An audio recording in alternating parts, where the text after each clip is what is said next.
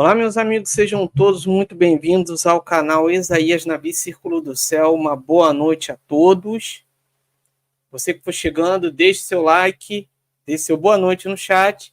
E hoje estamos aqui para a terceira aula do professor Cláudio sobre astronomia dos povos antigos. Então não perca, compartilhe essa live,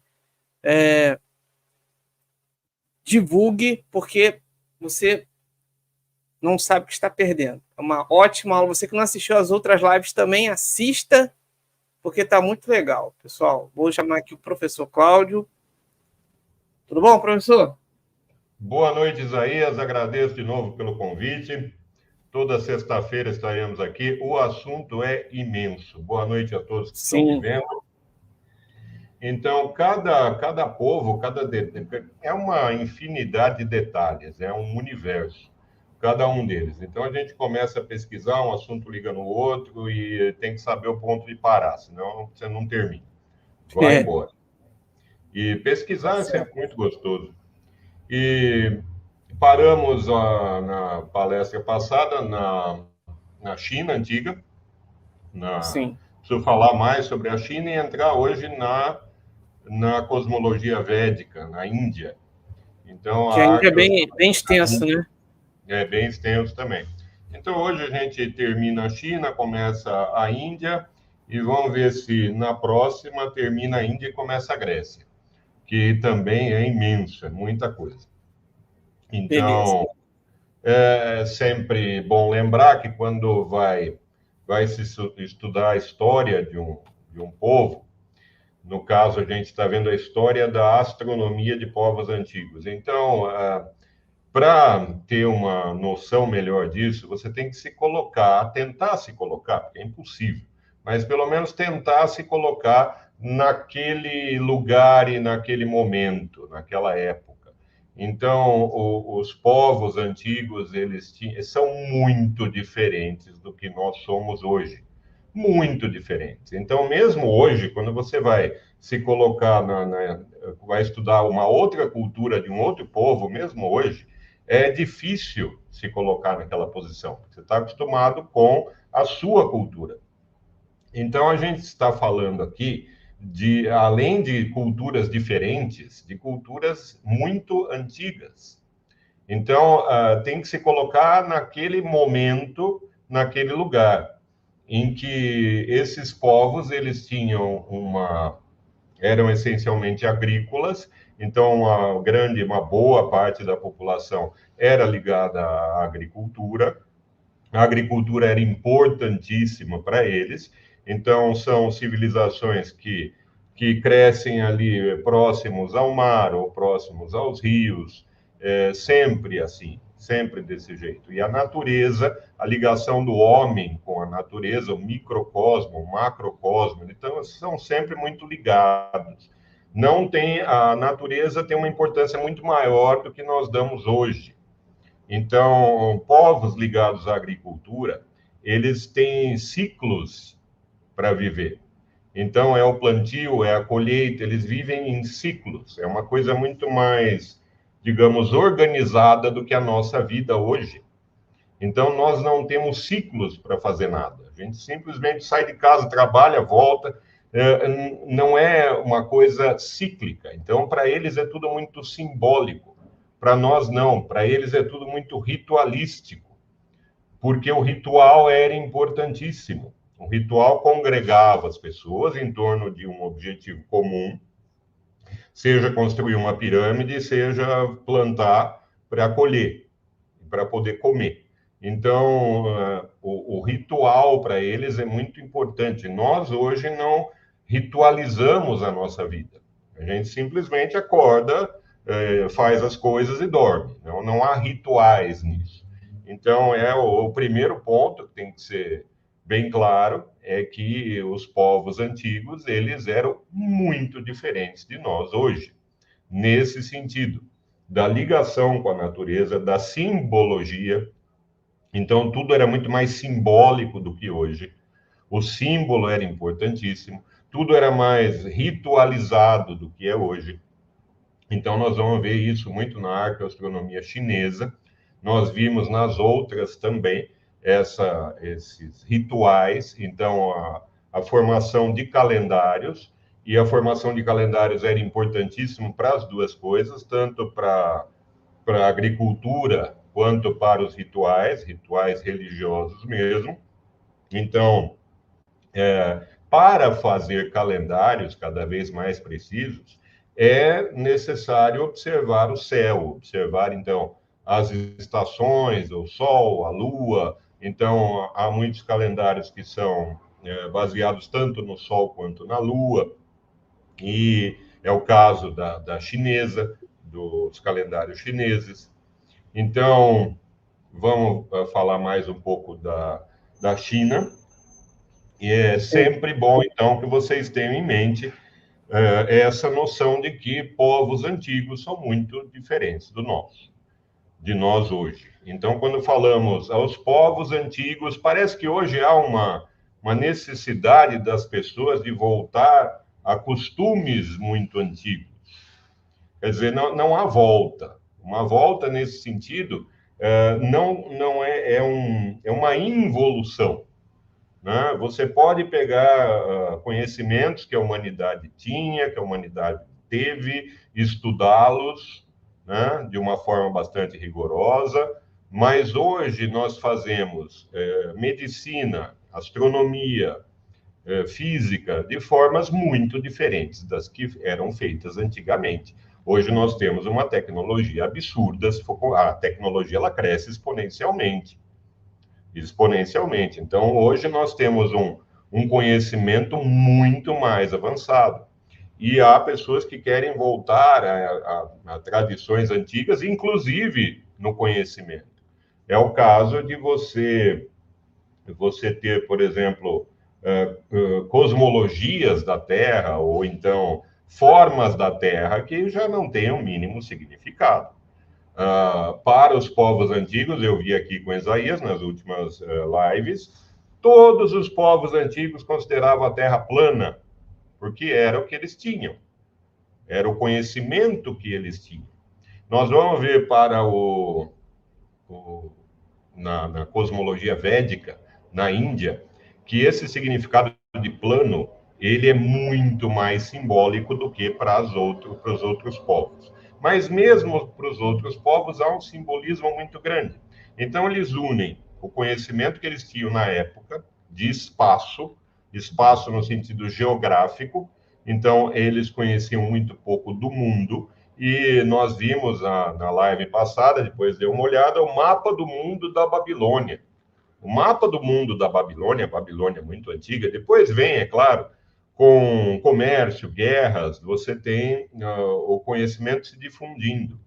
Então, as pessoas conhecem um pouco mais do mundo. Mas a partir das navegações é que você tem muito mais noção do espaço em que vive, que é muito maior do que pensa. Então, eu vi com Isaías o mapa do mundo da Babilônia, tem 7 cidades ali. Tem o rio Eufrates, que cruza ali a Babilônia, 7 cidades em volta e mar, acabou, pronto, é isso. Esse é o mundo para eles. Então, tem que ter sempre essa noção. Isaías, vou compartilhar aqui minha tela. Pode mandar.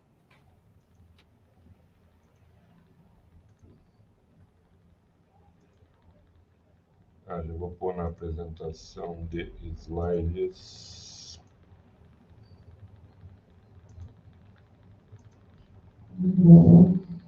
Pronto. Caiu de novo. Caiu? É.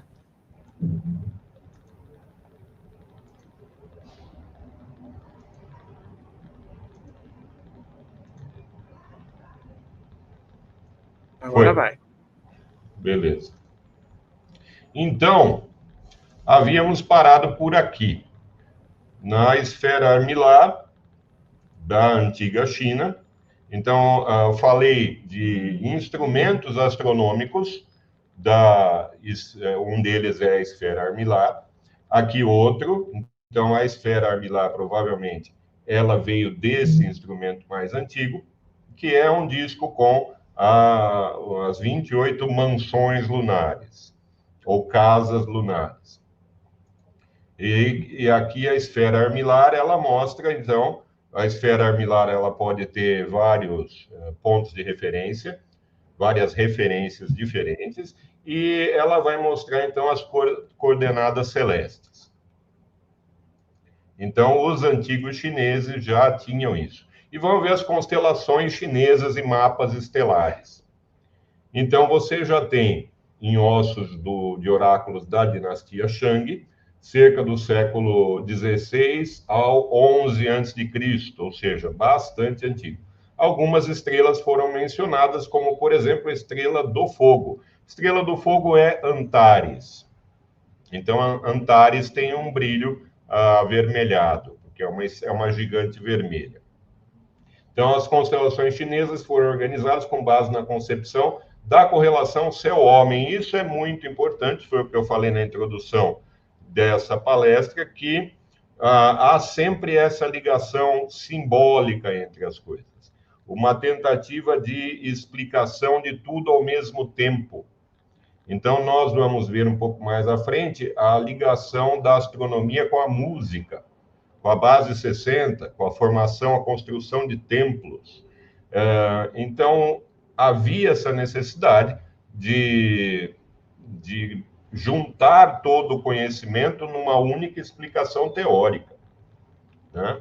É o caso da física atual, juntar, então, a relatividade com a quântica, né? Como fazer isso?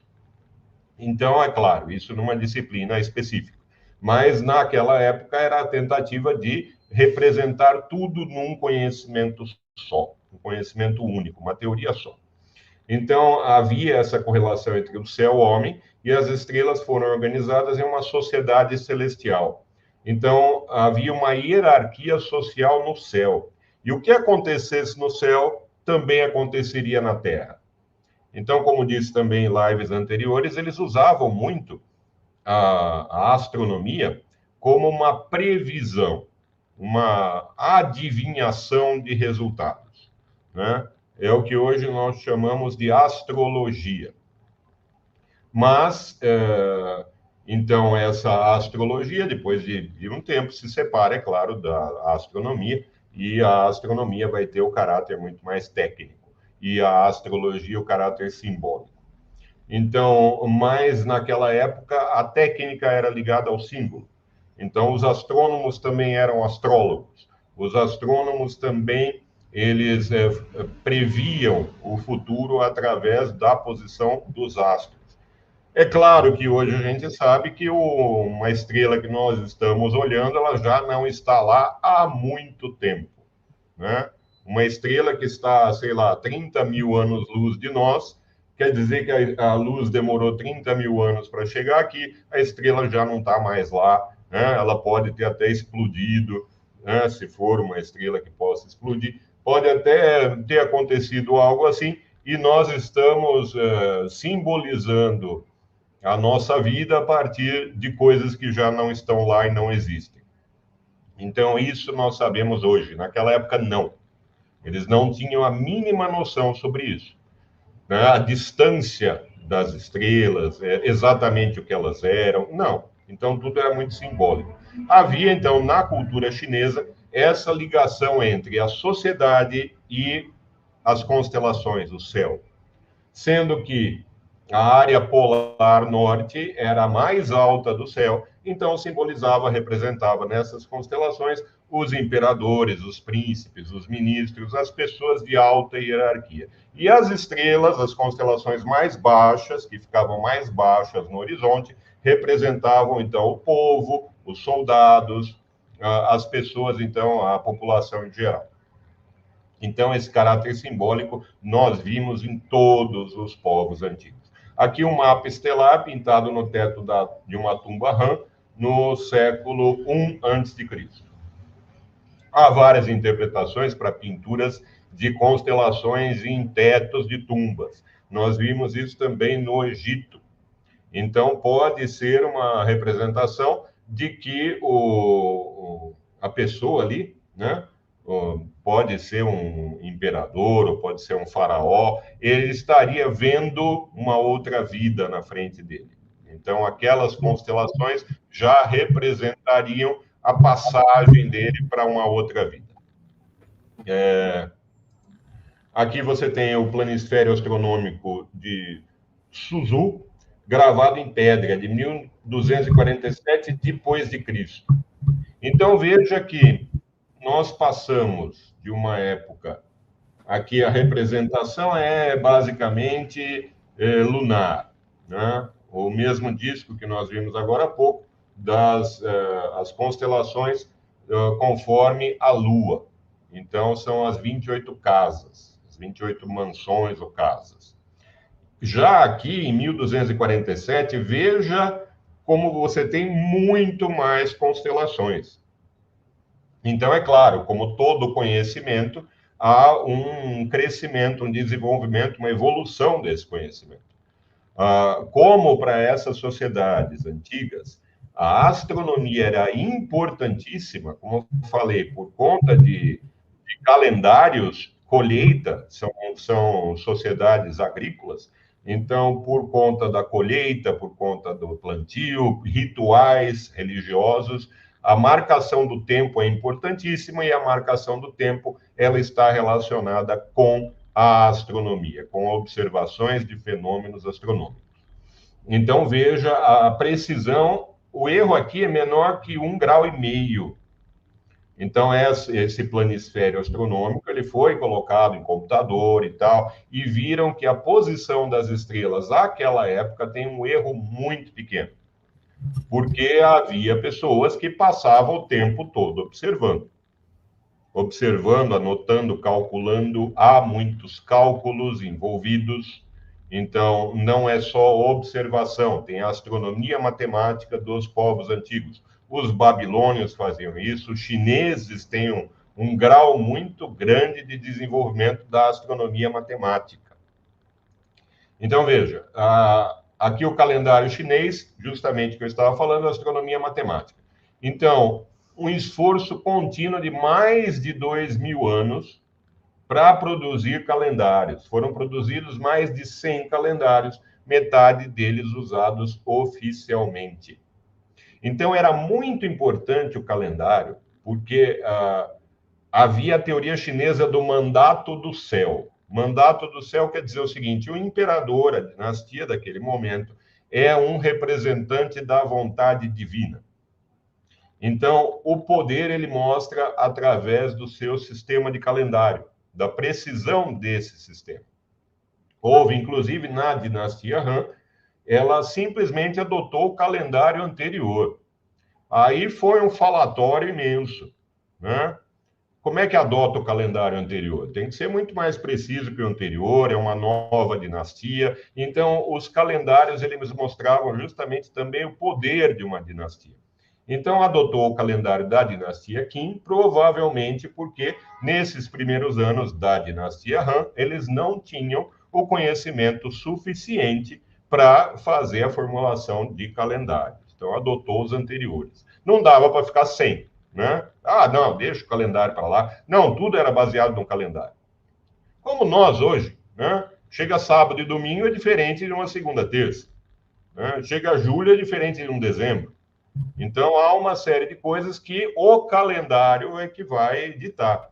Naquela época, muito mais do que hoje. O calendário era importantíssimo. Então, houve esse desconforto, essa polêmica de uma dinastia para outra. Veja, você tem certos astrônomos daquela época, eles trabalhavam para determinada dinastia. Eram astrônomos de determinada dinastia. Então, quando uma dinastia caía e vinha outra, aqueles astrônomos já não eram mais, né, os astrônomos oficiais. Então, a outra dinastia chega com o seu pessoal, se não houver experiência naquilo, se não houver um pessoal altamente técnico. Outra coisa que deve ser sempre levada em consideração, o conhecimento àquela época era muito pouco difundido. Não é como hoje que nós temos internet, tem o conhecimento de toda a humanidade na ponta dos dedos, né? E as pessoas aproveitam muito mal isso. Então, naquela época não havia. Imagine também o céu daquela época, né? Na China antiga, o céu. 1000 anos antes de Cristo, 500 anos antes de Cristo, não havia poluição nenhuma, nenhuma. As cidades era como viver no meio do mato, né? Então deveria ser um céu absurdo. Então, quando a gente fala do brilho de Antares, que é avermelhado, se você olhar para uma estrela, mesmo que você pegue Betelgeuse hoje, da constelação de Órion, você vai ver um vermelhinho ali muito fraco, né? É uma gigante vermelha na constelação de Órion, mas você vai ver um vermelhinho ali absurdamente fraco. Imagine naquela época, era tudo muito mais vivo, né? Porque não tem a poluição que nós temos hoje. Aliás, não tinha poluição de informação. Hoje nós temos uma poluição de informação absurda. Então, as pessoas passam a maior parte do tempo vendo informações que não vão resultar em nada para a vida delas. Em absolutamente nada. 90% das informações que as pessoas veem hoje não prestam para nada na vida delas. É completamente inútil, né? E todo o conhecimento do mundo está na ponta dos dedos. E as pessoas não usam, infelizmente.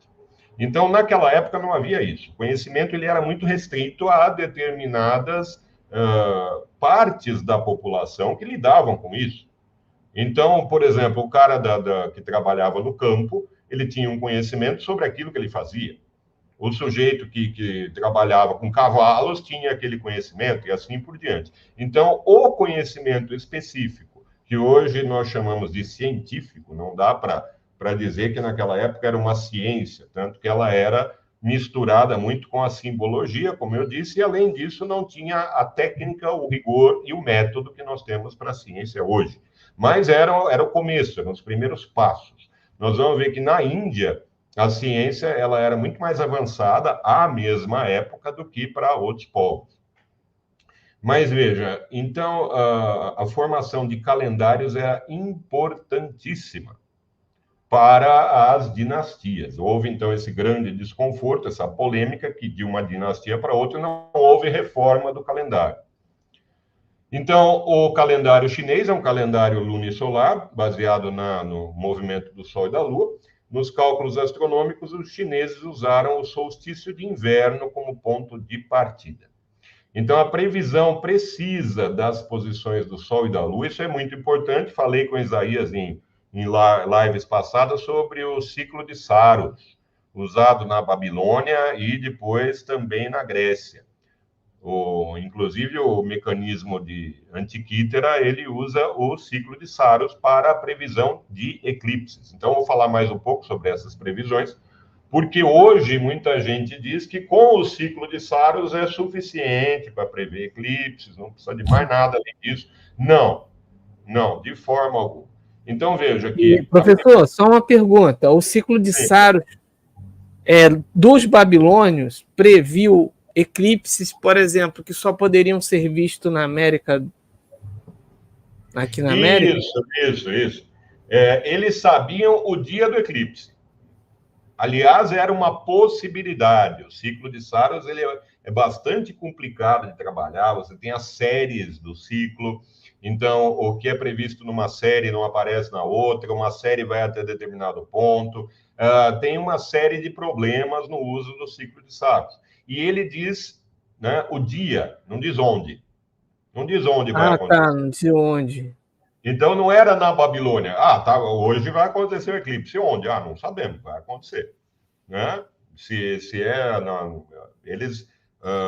era estranho, né? Porque daí a Lua, às vezes... Aí não tinha nada, e como é que eles sabiam que está tendo eclipse? Exatamente.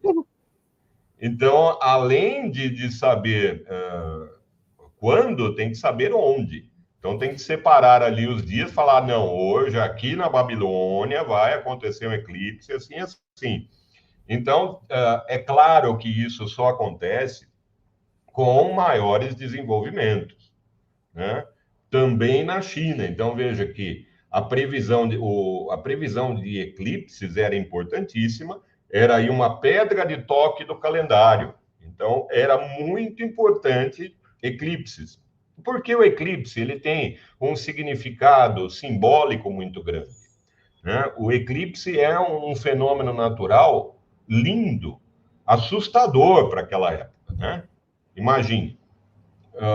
Hoje nós temos as explicações científicas de quase todos os fenômenos astronômicos com uma ótima precisão.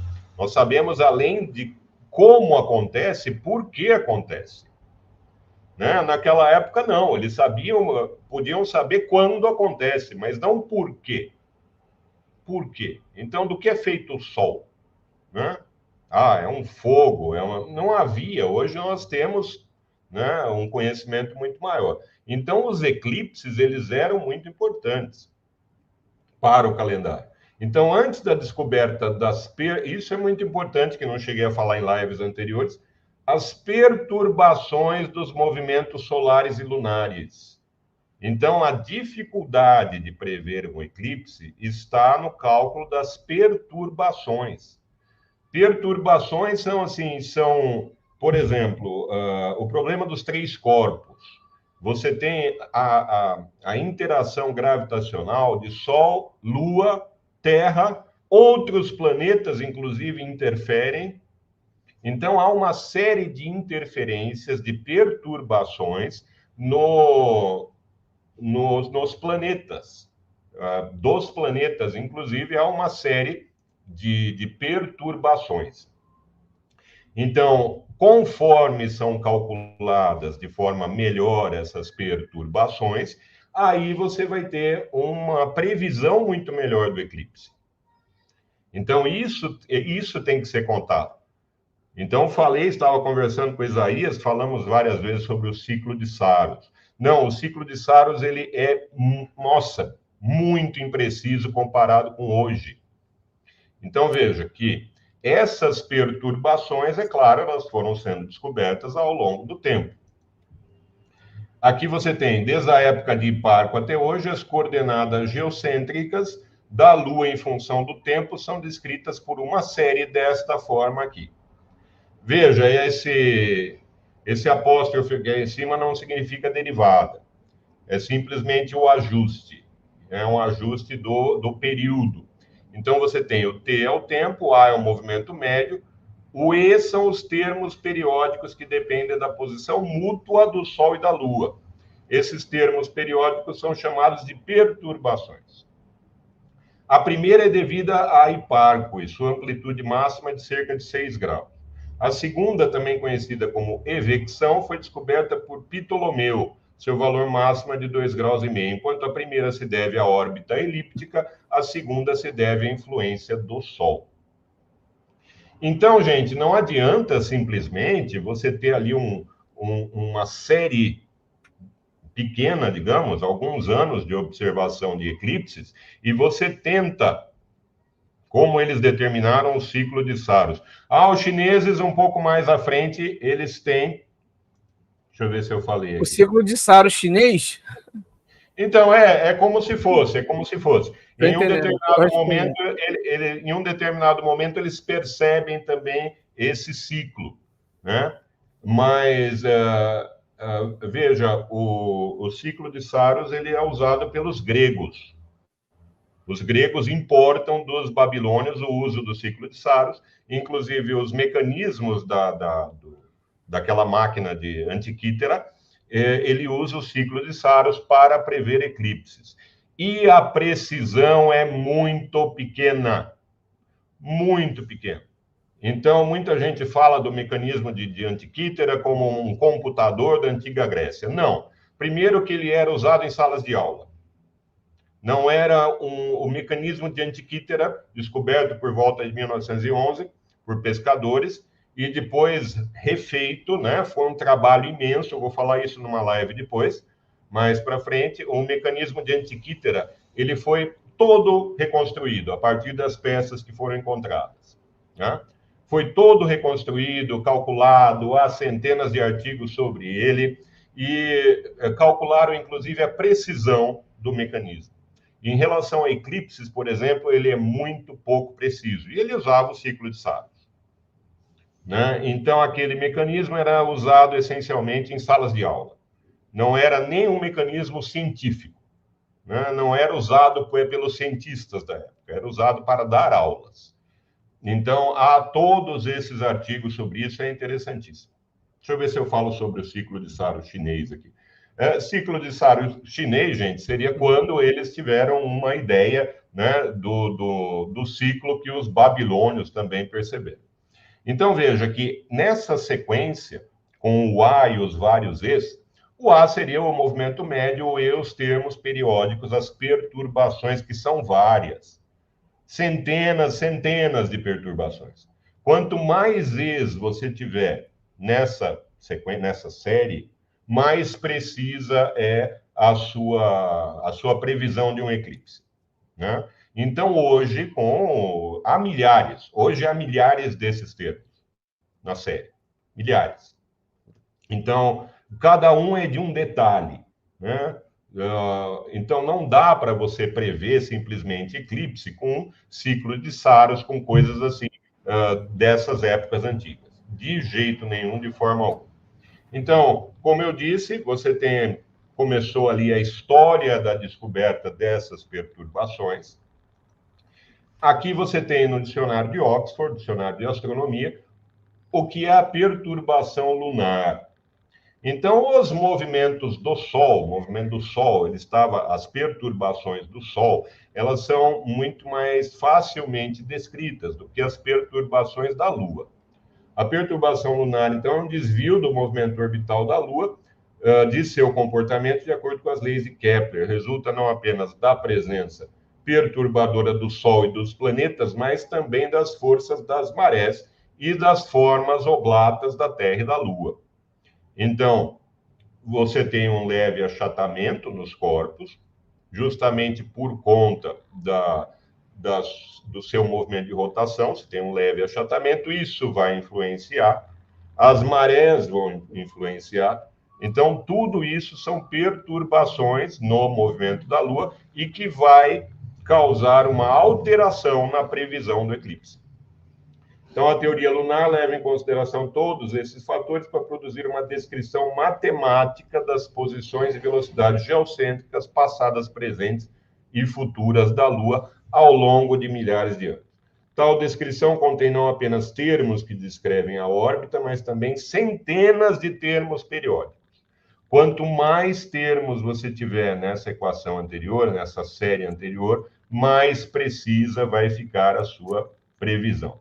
E hoje nós temos essa precisão absurda dos eclipses por conta dos cálculos que foram feitos ao longo de centenas de anos. E hoje, né, com o uso de computadores muito avançados, isso fica muito mais fácil. É claro, você pega, por exemplo, o problema dos três corpos, é um problema muito difícil, né, de ter não há uma solução. Então, você tem métodos de aproximação. Mas hoje nós conseguimos a previsão de eclipse com uma precisão absurda, saber até a sombra onde vai passar, quanto tempo vai demorar, onde vai ser, quando vai ser. Nada disso pode ser determinado pelo ciclo de Saros. Não há essa precisão. O ciclo de Saros, inclusive, ele te dava uma possibilidade. É possível que ocorra um eclipse naquele dia. Ainda, então, aqui tem a definição de uma perturbação lunar. Aqui, um diagrama de Newton, né, do princípio de Newton, para encontrar a perturbação no movimento da Lua causada pelo Sol. Então, coloquei aqui para ilustrar, livro 3, proposição 25 do princípio de Newton. Princípios matemáticos da filosofia natural. Isso. Aqui, para quem se interessar mais sobre o assunto, né, dessas perturbações da Lua, você tem esse artigo muito interessante. Não é um artigo, é praticamente um livro. Esse artigo tem 51 páginas. Interessantíssimo, que fala do mais antigo problema dos três corpos: Lua, Sol e Terra. Então, a perturbação do movimento lunar foi descoberta na dinastia Han posterior, de 25 a 220 depois de Cristo. A mudança na posição do solstício de inverno no céu já havia sido percebida. Opa, mudou o solstício aí.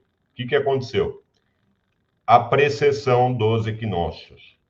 É por isso que muda, né, Então, a precessão dos equinócios foi descoberta ainda no século IV por Yuxi.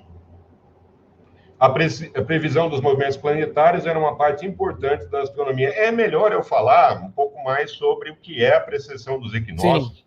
Eu falei nas primeiras lives. Deixa eu ver se eu tenho figuras aqui. Eu já passo para outra tela. Vamos ver se aparece.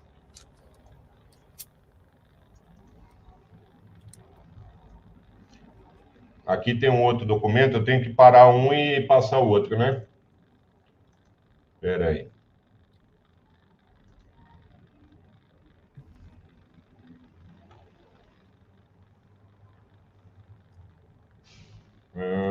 Aqui. Parar a tela. Vou Pode mandar o outro. É a mesma tela, mas está com outro documento agora. Sim. Peraí, deixa eu abrir aqui.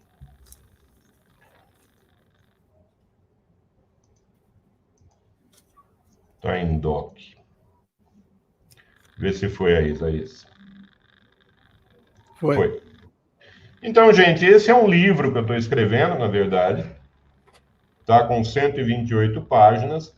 É um livro que relaciona todo esse conhecimento da antiguidade, né? Envolvendo astronomia, envolvendo filosofia, um monte de disciplinas juntas. Então, aqui você tem justamente a precessão dos equinócios.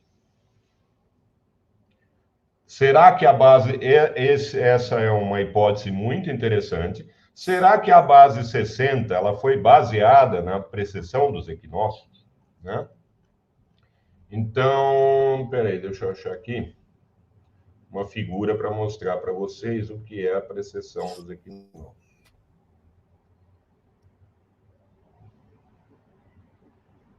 Aqui.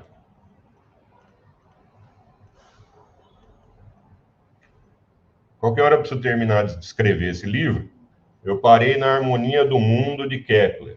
Eu tenho o livro aqui, mas é uma obra de uma dificuldade. A Harmonia do Mundo de Kepler é altamente simbólica, né? Ele envolve uma série de conhecimentos ali. É um livro bastante difícil, então eu parei por aí. Preciso continuar. Caramba. Então você tem aqui. Então, veja que aqui você tem o eixo da Terra apontando aproximadamente para polares. Então, o eixo da Terra, de 23 graus e meio, realiza uma rotação lenta em relação às constelações. Então, veja. Abre a tela aí para mim um pouco, Isaías. Gente, o que acontece é o seguinte. Você tem aqui a rotação da Terra, enquanto isso ela orbita em torno do Sol, né? Tem a rotação, essa inclinação 23 graus e meio aproximadamente, e ela também faz, a precessão foi o terceiro movimento da Terra a ser descoberto, depois dos mais óbvios, claro, a rotação e a translação, você tem a precessão dos equinócios. É o ciclo mais longo observável a olho nu, em torno de 26 mil anos, mais precisamente 25.772 anos. Então, você tem que, além desses dois movimentos, o de rotação e o de translação, há também um redirecionamento do eixo.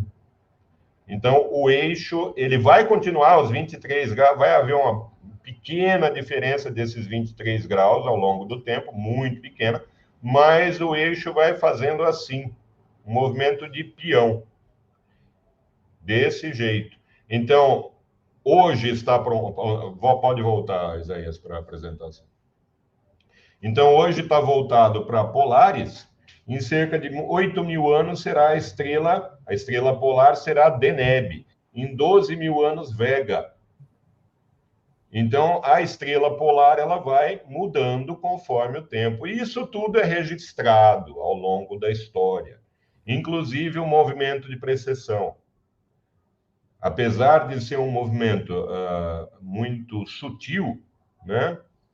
Demora 72 anos para fazer 1 grau, ou seja, para fazer os 360 vai demorar ali quase 26 mil anos. Apesar disso, ele foi observado por vários povos, né? Hiparco de Niceia seria o primeiro a observar, mas isso é bastante discutível. Nós vamos ver hoje, isso é muito discutível, se Hiparco de Niceia realmente foi o primeiro a observar a precessão dos equinócios. Então, isso é a precessão, esse movimento de peão do eixo da Terra. Do eixo da Terra. Tá aqui uma Caramba, outra... mas como que eles conseguiram perceber isso?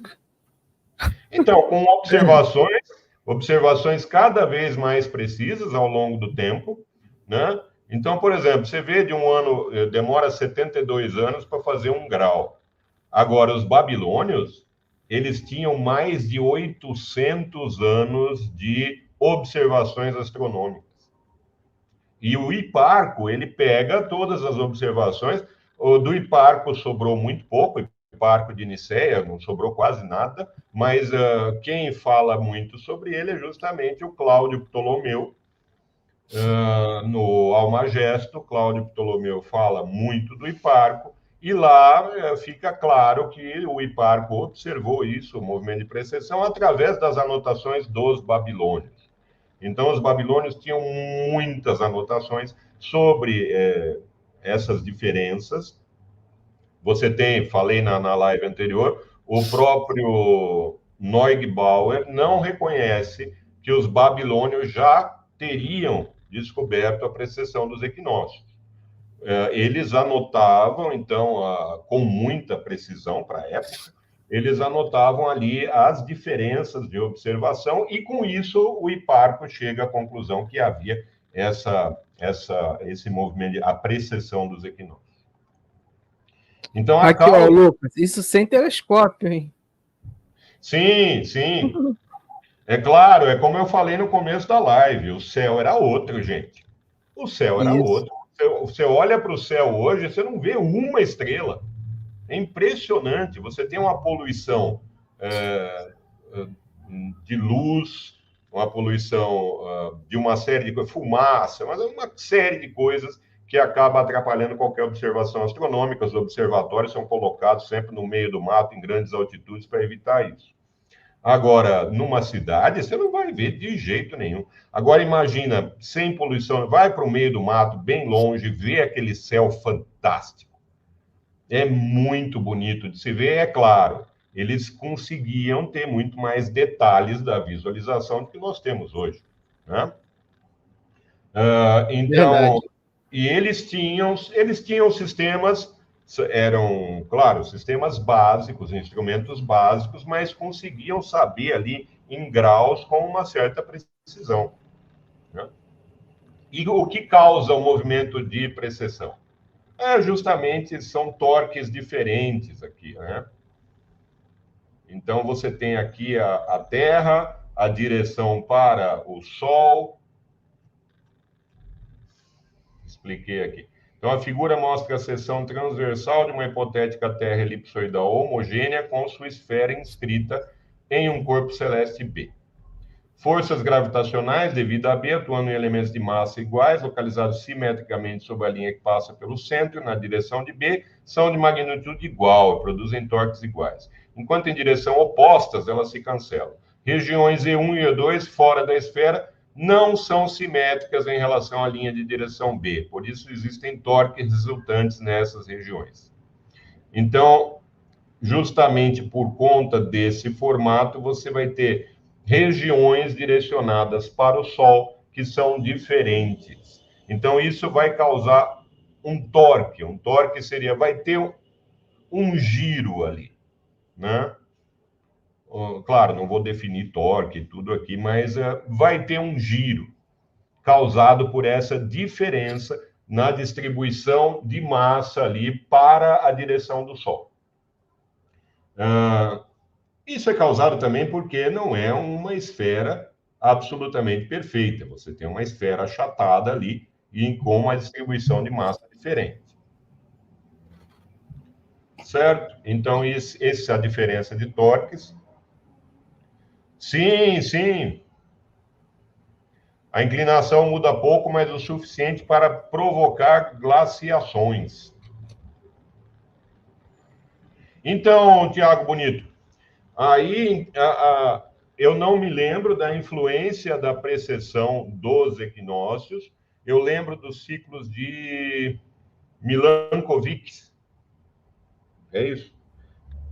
Nossa, glaciações têm influências de uma série de coisas, né? Ciclos de Milankovic, eu acho que é isso. Milankovinsky, acho que é isso. Agora não me lembro exatamente. Mas as glaciações são influenciadas por esses ciclos. Houve o estudo desse pesquisador. Eu li sobre isso há muito tempo, mas eu não me lembro da influência exatamente da precessão dos equinócios. Sei que para as glaciações, há uma série de influências. Então, vamos voltar para a China.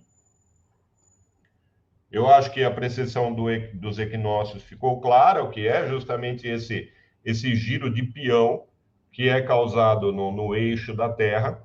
Ele é suave. Daí vem aquela pergunta: por que a gente não é jogado para o espaço, então? Meu Deus do céu! Né? Capaz de alguém perguntar, então, por que a gente não é jogado para o espaço? Olha, o movimento de rotação da Terra teria que ser 800 vezes mais rápido para a gente ser jogado para o espaço. Para você ter uma ideia, isso é física básica. Não é difícil de calcular. É física básica. Então, calcule quanto seria o giro da Terra. Pode ser no Equador, onde você tem a máxima, perdão, a máxima força centrífuga. Calcula ali no Equador mesmo, né? Qual seria o giro da Terra para que a gente perdesse o contato com o solo? Teria que ser muito mais rápido do que é hoje. A Terra teria que dar uma volta em 2 horas, algo assim. Então, isso é física básica. Não sei porque fazem essa pergunta aí. Então, o movimento de precessão é esse movimento de peão, né? Que a Terra faz ao longo, para dar uma volta toda, 25.772 anos. Tem aqui o histórico da precessão. Então, eu preciso terminar de escrever esse livro. Falo sobre uma série de coisas aqui. Aqui o mecanismo de Antikythera. Nós vamos ver com detalhes esse mecanismo, gente, com detalhes. Né? Ele reconstruído. Aí já entra geocentrismo, heliocentrismo, esse tipo de coisa. Vamos voltar para a China para não sair muito do assunto. Sim, isso aí é da Grécia. Esse já é para uma outra live. Já é para uma outra live. Professor, tem um livro aqui de Neugebauer. Como é que é o nome dele? Neugebauer? Neugebauer, isso. Otto von Neugebauer. Depois eu vou te mandar no WhatsApp. É sobre... Ele escreveu sobre o livro astronômico de Enoque. Sim. É um assunto que eu preciso falar. Vou falar quando eu falar da arqueastronomia dos judeus. Tem que falar dos muçulmanos também. Legal. Mas o livro de Enoque já está na minha lista. A astronomia ali do livro de Enoque. O que dá para se discutir ali. Compartilha de novo para mim, Isaías. Espera aí. Essa vai chamar atenção. O povo adora o livro de Enoque. Mas vai estudar aquilo, vai? Duvido. Nossa! Tem um monte de gente aí que... Isaías, você sabe como é. Qualquer documento que se acha dessa época é uma complicação. Né? Porque muitas vezes você tem, além de tudo, além de saber a data com uma certa precisão em que aquilo foi escrito, você tem que saber as outras edições, digamos assim, né? As outras edições que foram feitas, por quem, quando, como, onde. Tem uma crítica textual que envolve todos os manuscritos para poder... Exatamente. Exatamente. É que nem falei quando eu falei dos egípcios, o livro dos mortos. O livro dos mortos fala, peraí, qual livro dos mortos? Qual livro, isso? Qual? Tem vários. E cada um tem uma interpretação diferente. né? Então, é por aí. Quando você vai fazer um estudo assim, tem que ser algo extremamente rigoroso. As pessoas pegam muito de orelhada as coisas, né? De ouvir Pega. falar. Então, faça, se interessa por um assunto, faça algo rigoroso. Lucas, a gente sabe como é, Lucas, a gente sabe como é. Então, pode. Espera aí que eu vou Coloca compartilhar. aí. Pessoal, fica livro de Enoque, livro de Enoque. Vai ler o que é o livro de Enoque. 108 capítulos, 5 dividido em 5 partes. Complicadíssimo. Linguagem simbólica muito difícil de entender. Mas vai. Além do que, você tem que fazer uma análise da linguagem da época, Isso. né? O que o sujeito Referência. queria dizer com isso, com essa palavra naquela época, né? Então, tem esse significado, você tem que fazer essa análise toda. E para aquela época, para aquele lugar, essa palavra não é a mesma coisa do que para a mesma época em outro lugar. Tem o regionalismo, tem esse tipo. Nossa, é complicadíssimo. É, Complicadíssimo. complicadíssimo. Então, falei isso aqui já, né? Precessão, foi aqui que eu parei. Aí mostrei exatamente o que é a precessão dos equinócios. Foi descoberta ainda no século IV por Yu Xi. A previsão dos movimentos planetários era uma parte importante da astronomia do calendário chinês. No século II a.C., os chineses já haviam observado as cisígias dos 5 planetas, através de métodos numéricos e algébricos. O que são cisígias? Então, cisígia, isso. Cisígia é o termo utilizado em astronomia para designar o alinhamento de 3 corpos celestes pertencentes ao mesmo sistema gravitacional, formando uma configuração retilínea, aproximadamente Caramba. retilínea, né? Então, aqui você tem exemplos de cisígias em eclipses, né? 1, 2, 3 e 4. Aqui 1, 2, então aqui estaria o Sol, a Lua e a Terra. Ou o Sol, a Lua aqui em 1 e a Terra. Ou aqui, o Sol, a Lua em 3 e a Terra. Ou aqui em 4, a Terra, a Lua atrás da Terra, em relação ao Sol. Então, a cisígia é justamente esse alinhamento de corpos. Então, os chineses já tinham estudado muito isso, usando métodos algébricos, inclusive, numéricos. Em meados do século VI, Zhang Zixin, um astrônomo da dinastia Qi do Norte, descobriu perturbações dos movimentos solares e planetários, depois de passar 30 anos observando o céu em uma ilha. Então, ele descobre essas perturbações com observações muito precisas ao longo de muito tempo. Então, gente, a astronomia não é, sabe, de uma hora para outra, principalmente antigamente. Hoje você tem cada olhada de um telescópio, é claro, os telescópios eles são programados para determinados estudos muito sérios, ninguém vai apontar um telescópio aleatoriamente por aí. Então, esses telescópios de pesquisa, eles têm toda uma agenda para ser usados para determinadas pesquisas. Mas hoje se descobre coisas o tempo todo, né?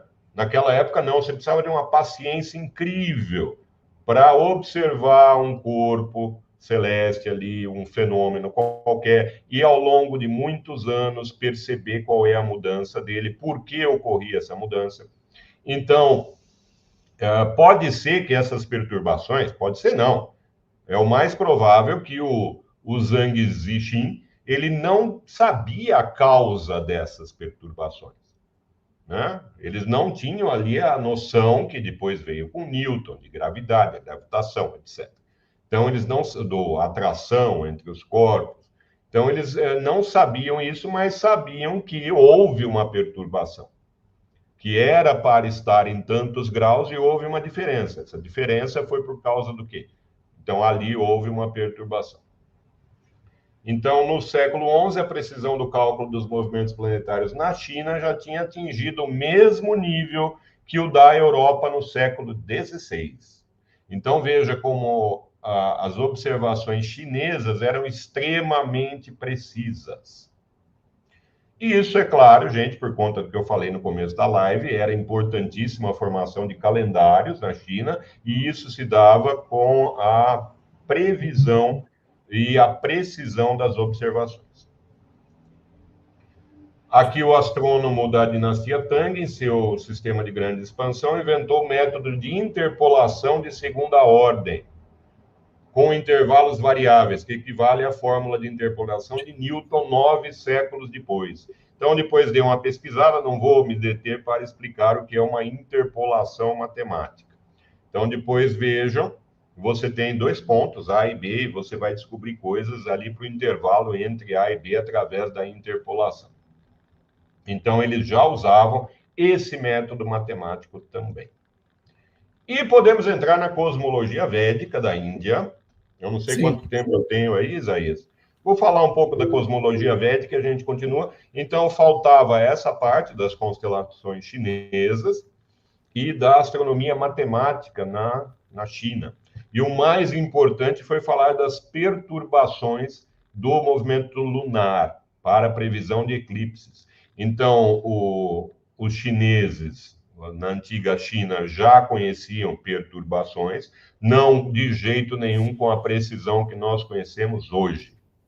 Então, hoje nós calculamos essas perturbações até pelo achatamento da Terra e da Lua, né? Se algo gira, tem achatamento. Vai ter um pequeno achatamento. Da Lua, é claro, bem menor que o da Terra, mas isso vai contribuir. Qualquer diferençazinha vai contribuir para uma alteração no movimento da Lua e assim mudar a precisão da previsão dos eclipses. Então, a cosmologia védica.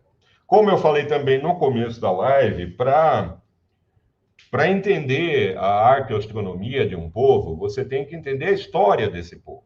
Você tem que, pelo menos, imaginar como seria a situação desse povo naquela época. Então, isso é interessante para qualquer estudo histórico que você vai fazer. Nós temos um reflexo de considerar tudo como nós somos hoje, como nós vemos hoje. Não, você tem que se colocar naquele momento, naquele lugar. Então, como eram as coisas, o conhecimento, ele, como disse, muito pouco difundido, povos essencialmente agricultores, você tinha pequenas, digamos, castas ou pequenas parcelas da população dedicadas ao conhecimento, muito pequenas, dedicadas ao conhecimento, né? E esse conhecimento era restrito, inclusive por motivos religiosos. Havia uma série de coisas. E esse conhecimento era muito simbólico. Muito simbólico. Havia todo um simbolismo, tentativas de explicações de várias coisas ao mesmo tempo. É claro que isso deixa muito complexo a tentativa de conhecer, né? Querer conhecer tudo ao mesmo tempo não dá, é impossível. Então, houve cada vez mais a especialização do conhecimento. Mas os povos antigos tinham esse costume, era cultural isso, de querer explicar muitas coisas através de uma única teoria. Ou relacionar muitas coisas. Hoje nós sabemos que houve ali uma série de coincidências numéricas. É o que pode ter acontecido, inclusive, com a base 60 e a precessão dos equinócios. Então, existe uma possibilidade teórica, né? Existe uma hipótese de que a base 60 veio da precessão dos equinócios. Mas isso é um estudo muito complexo, que eu faço há anos, e que não cheguei a uma conclusão ainda. É mais provável que não, que a base 60 ela foi usada exclusivamente porque o 60 tem muitos divisores, o que facilita os cálculos. Então, você tem que... Como era a antiga Índia? Então, vamos falar da arqueoastronomia da Índia, tem que se localizar ali naquela época, como era, o que acontecia. Então, muito antes dos gregos terem começado a filosofia e a ciência, na Índia já havia uma tradição filosófica e científica muito bem estabelecida, volumes de literatura e sistemas formais de educação. Então, nós estamos falando aqui de 600 a.C. Pitágoras é de 500 a.C., Tales um pouco antes, né? Você tem Aristóteles é de 300, nasceu em 384 a.C., para ter uma ideia. Então, veja que muito antes disso, você já tinha na China grandes desenvolvimentos, muito maiores do que os da Grécia Antiga. Então, por volta de 600 a.C., quando a tradição grega e chinesa começavam, a filosofia indiana já havia alcançado maturidade e sofisticação. O budismo e o jainismo nasceram. Isso estou falando, então, de 600 a.C., aproximadamente a época dos pré-socráticos, ali, Tales, por ali. Panini sistematizou as regras para a linguística. Isso, gente, em 500 a.C. Você tem essas regras estabelecidas por Panini, é uma espécie de uma gramática que ele fez do sânscrito. Foi ali, o Panini ele foi um ponto, um divisor ali entre o sânscrito védico e o sânscrito moderno. O sânscrito que veio depois, na verdade. Então, o Panini ele faz um estudo sistemático, absurdo, do sânscrito. Né? O estudo que ele fez foi análise morfológica, era mais avançada do que qualquer teoria ocidental equivalente antes do século XX. Tal era o estudo que o Panini fez da gramática do sânscrito.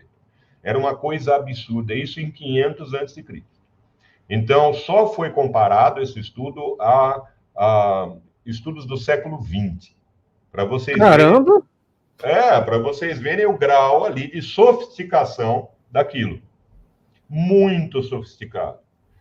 Porque eles têm também essa parte da língua sagrada. Então, eles acreditavam que o sânscrito era uma língua sagrada. Então, se você pronunciasse errado uma palavra num ritual, invalidava completamente o ritual. Então, tinha que ter um estudo muito preciso para que a palavra ela fosse pronunciada da forma mais correta possível. Então, estudos fonéticos, uma série de coisas. Você tem o Sushruta. Sushruta é de aproximadamente, veja, 1000 antes de Cristo. Sushruta foi um médico, digamos assim, da Índia antiga, e a data de nascimento dele não é muito precisa, em torno de 1000 a.C.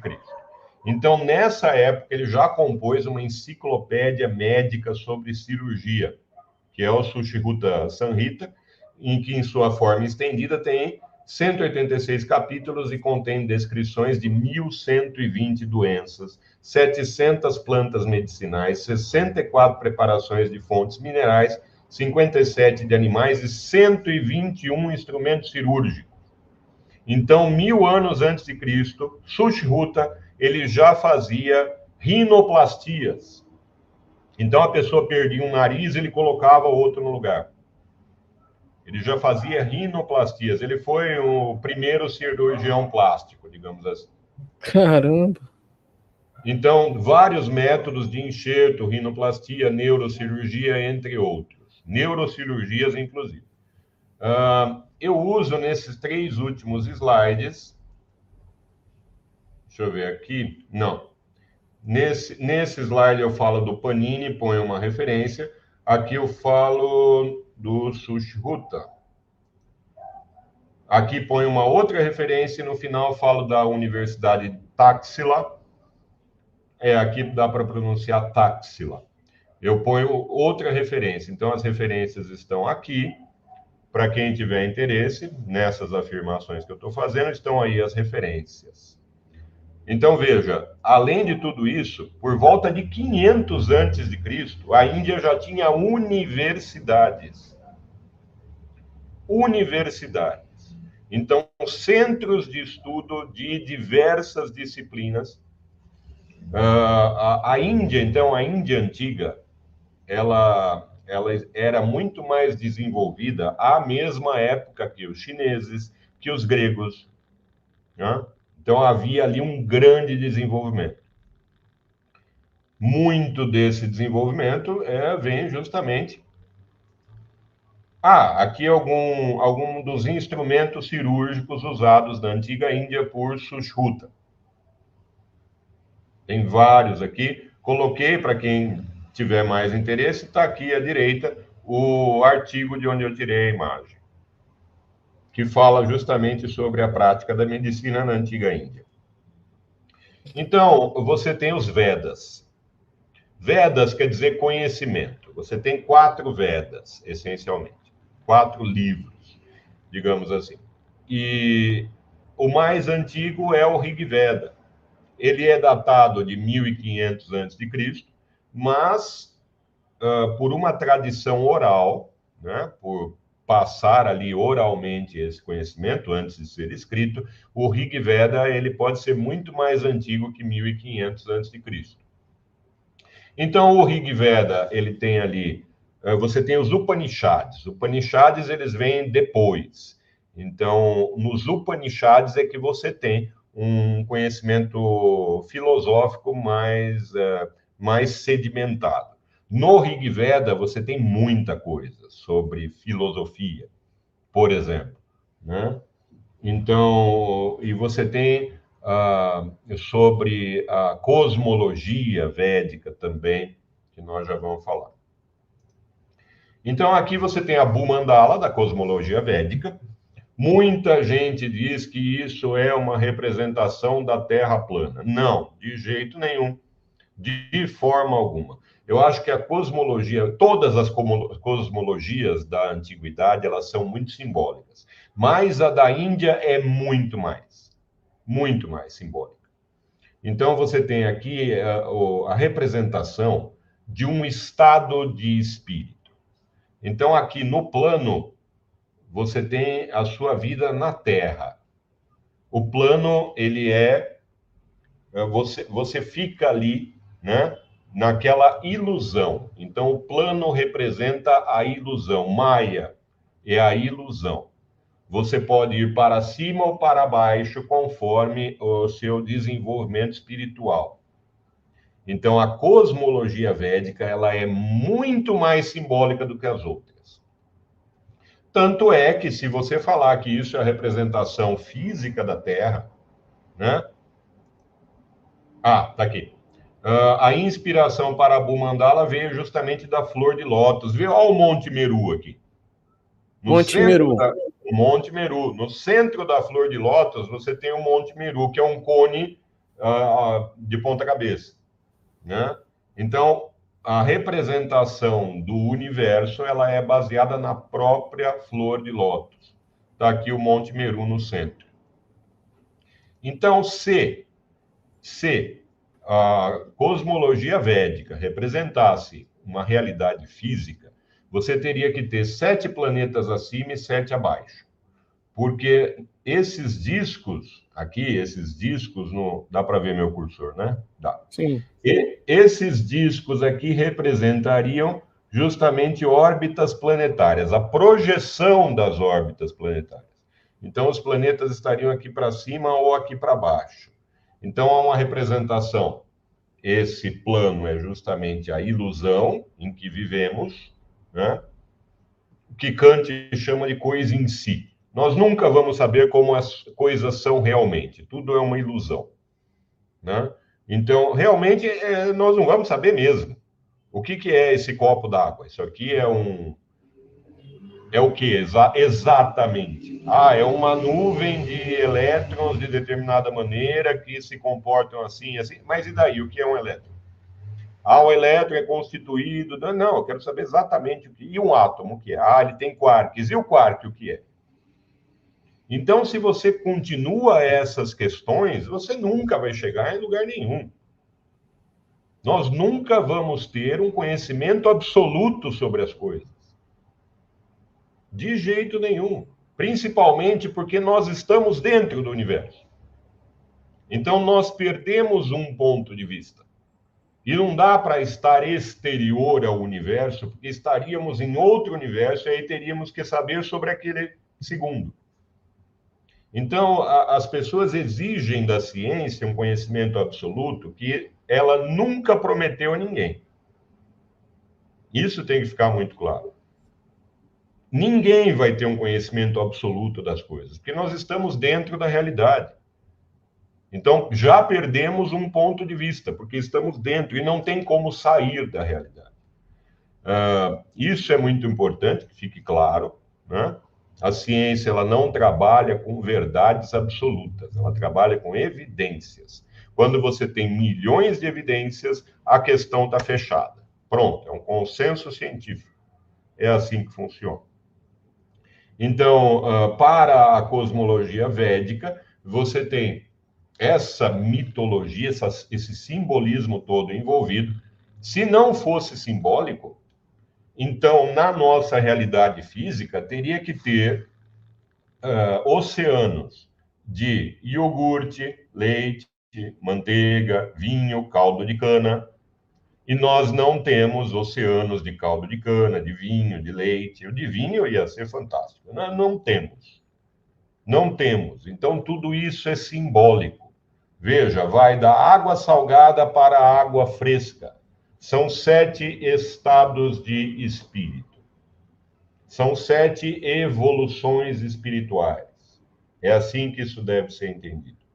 Inclusive, a Terra... Aqui. Essa parte aqui é o centro da Bhumandala.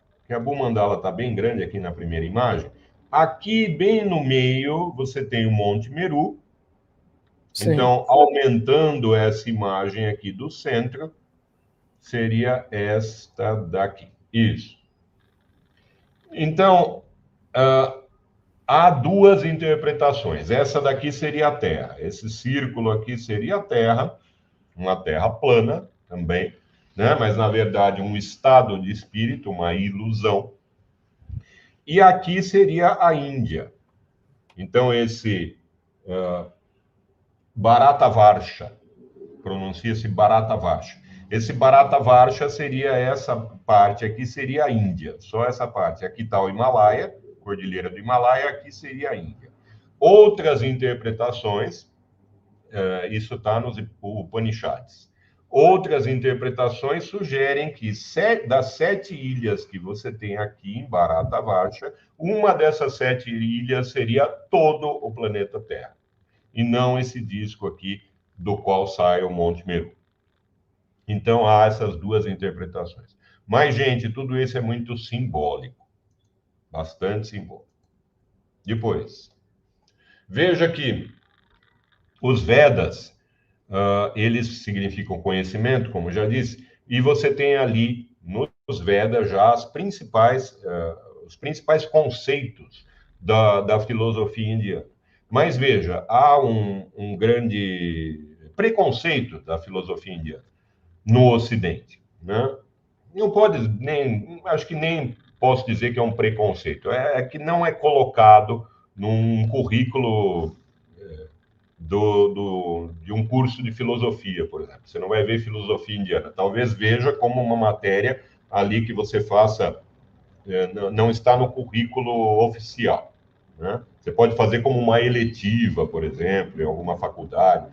Mas veja, você tem a filosofia indiana, ela é altamente desenvolvida para a época. Veja que você tem, inclusive, escolas de filosofia que são materialistas, escolas que são ateístas.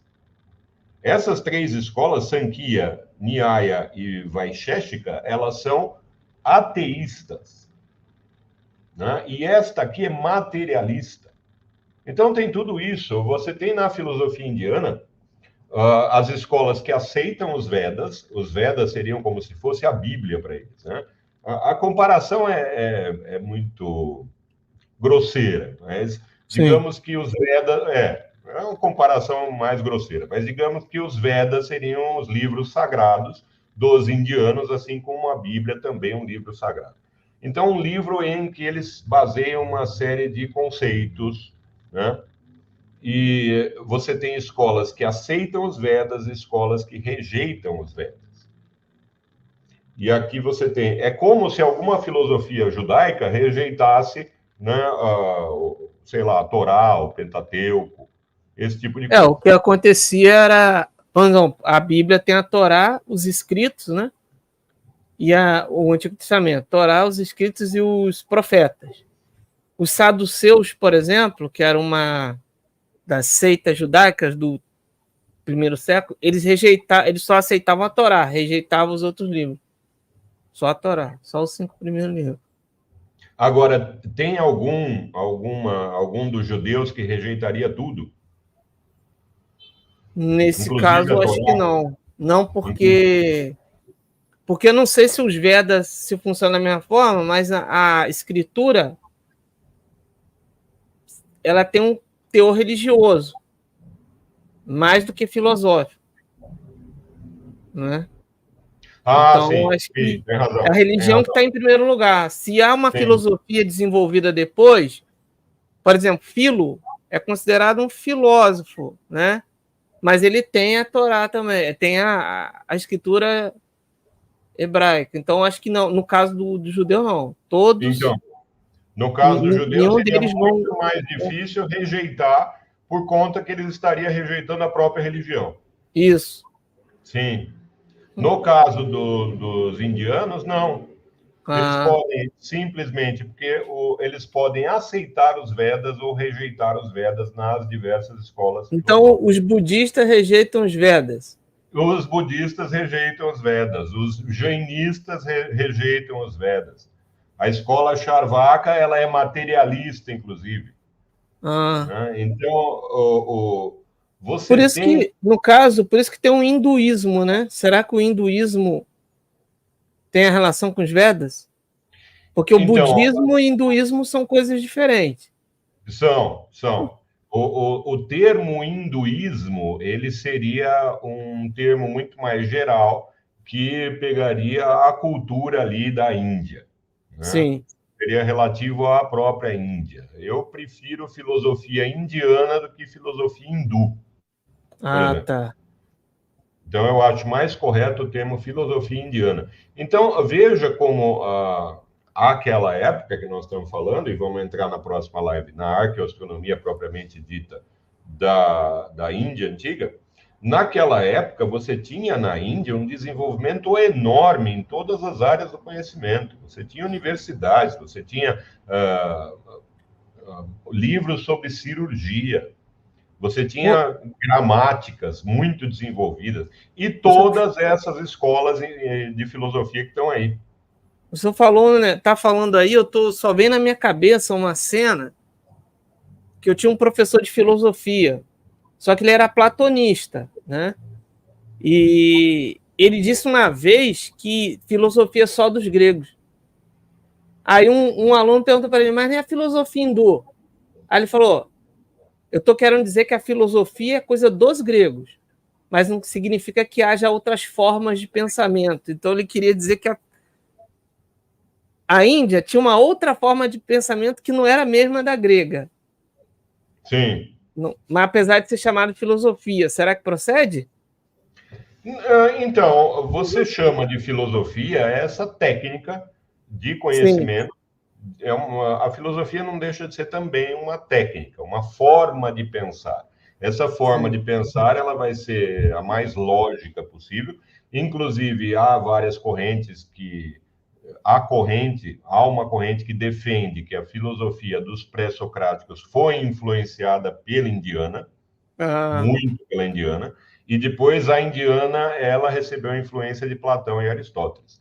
Mas veja, essa escola Nyaya, ela tem um desenvolvimento da lógica que é absurdo. Você pega escritos dessa escola, e isso é muito antigo. Você tem estudos sobre lógica que inclui modus tollens, modus ponens, coisas que você vai ver só muito mais à frente na Grécia.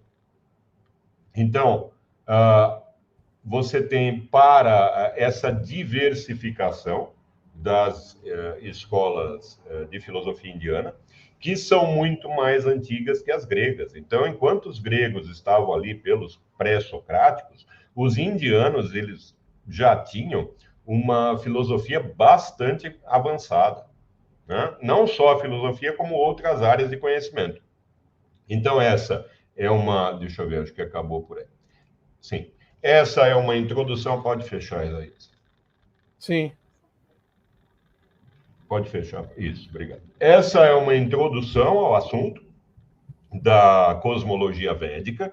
Então, ela é ainda mais simbólica do que as outras, porque o mundo físico todo é uma ilusão para eles, né?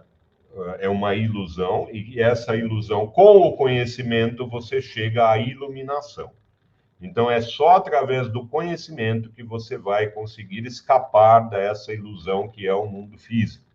E essa simbologia toda, ela é representada na Abhu Mandala. Então, mesmo que você possa dizer que um desenho da Babilônia, ele representa uma terra plana, porque eles conheciam ali aquela região e achavam que o mundo era plano.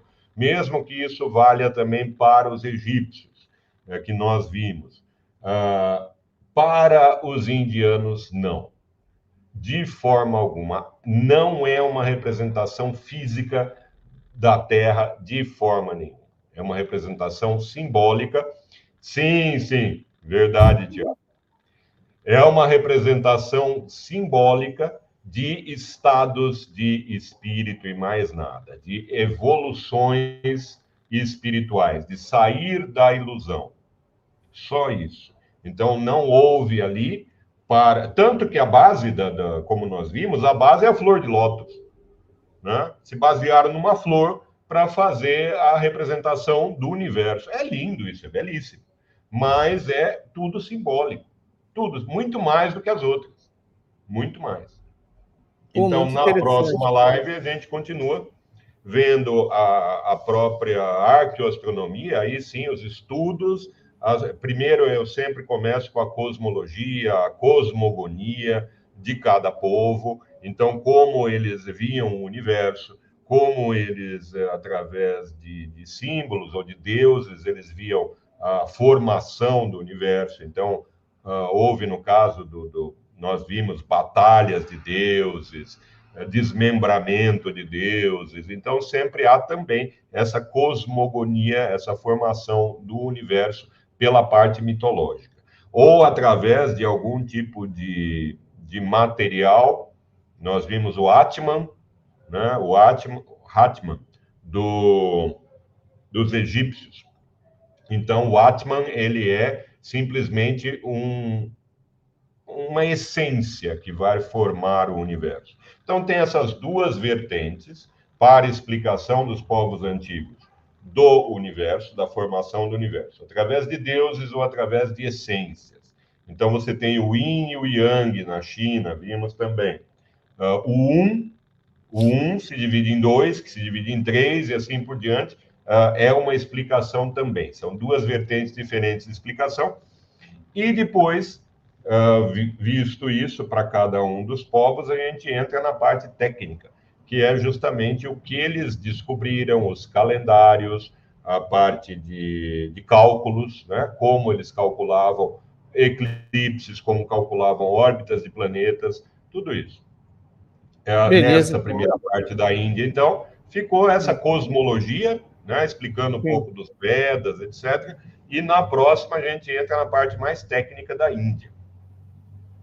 Beleza. Então, aí a gente vai para a Grécia próxima. Hoje eu falei demais, né? Não, tá bom, poxa. É muita coisa. Foi muito interessante a live. Você que não assistiu, assista aí do começo, tá, pessoal? Deixe seus comentários aqui embaixo, compartilha essa live e vamos continuar. Semana que vem, sexta-feira, estaremos de volta, certo? Muito obrigado. Obrigado a todos que participaram. Obrigado a todos. E tamo junto. Tchau. Até a próxima.